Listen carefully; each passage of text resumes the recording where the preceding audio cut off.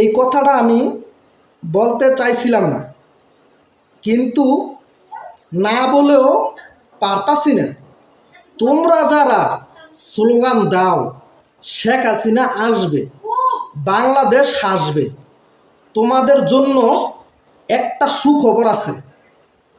তোমরা চাইলে তোমাদের মা শেখ হাসিনাকে ফাঁসির রায় থেকে স্থগিত করতে পারবে যদি তোমরা নরেন্দ্র মোদীকে বাপ ডাকো।